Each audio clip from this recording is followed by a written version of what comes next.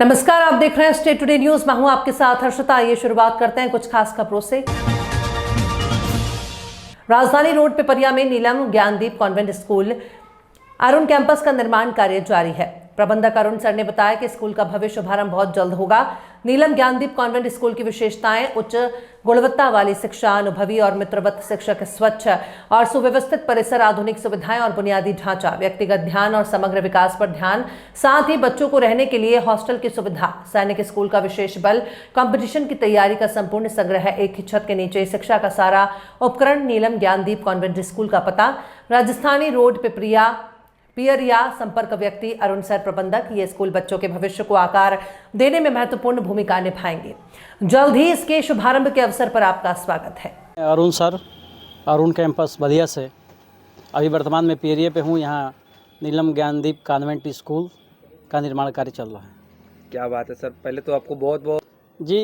निर्माण कार्य तो चलता रहेगा, लेकिन अप्रैल में हमारी व्यवस्था है कि क्लास चालू कर दिया जाए। अच्छा, अप्रैल से कक्षाएं चालू हो जाएंगी। कितनी कक्षा से कितने तक चालू हो जाएंगे? देखिए, हमारी नर्सरी से 5 तक कक्षाएं होंगी। साथ में सैनिक school, RMS, RIMC, Navodaya, CHS, Bharat के जो भी राष्ट्रीय स्तर के विद्यालय हैं, आवासीय स्तर के, उनमें बच्चों को प्रवेश कराना हमारा लक्ष्य है। पढ़ाकर 6वीं से उनको प्रवेश करा दें, ये हमारा टारगेट है। विगत वर्षों से मैं काम करते आ रहा हूँ। अरुण जी, जिस तरह बात की जाए, कहीं ना कहीं बच्चों को सही टाइमिंग मैनेजमेंट करना, परीक्षा में आए हुए क्वेश्चनों को दोहराना, प्रीवियस ईयर के क्वेश्चनों को लगाना तथा टाइम मैनेजमेंट के साथ साथ आने वाले क्वेश्चनों को संभावित हल कराकर बच्चों को तैयार कराकर और उनके परीक्षा निकालने की संभावना को बढ़ाया जाता है। ये पियरिया में किस तरह की सुविधाएं रहेंगी यहाँ पे बच्चों के, जैसे बच्चे दूर दराज? यहाँ हॉस्टल की भी सुविधाएँ हैं, लाइब्रेरी की भी सुविधाएँ हैं, प्लस वाहन की भी सुविधाएँ हैं।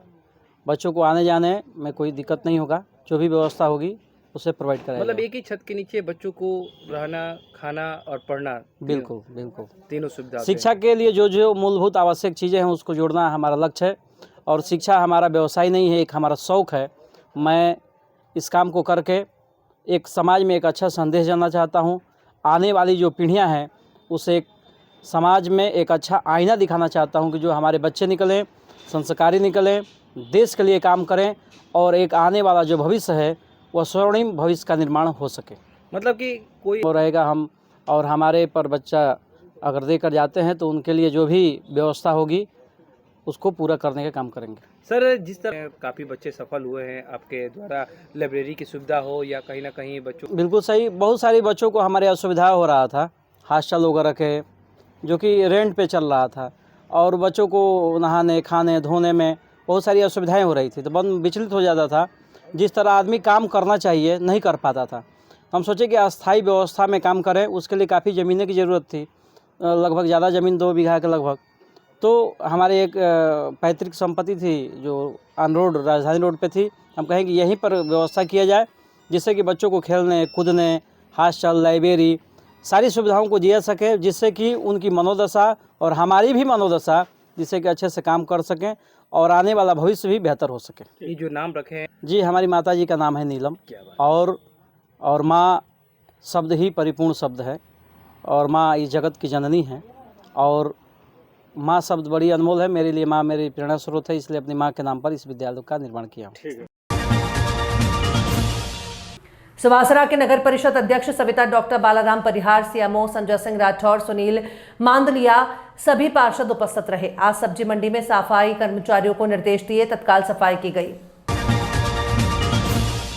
राष्ट्रीय स्वयंसेवक संघ का पथ संचलन तालखंड के गांव मेलूखेड़ी में निकाला गया। पथ संचलन में स्वयंसेवकों ने घोष के साथ गांव के प्रमुख मार्गों से कदम ताल की। जगह जगह पुष्प वर्षा कर पथ संचलन का स्वागत किया गया।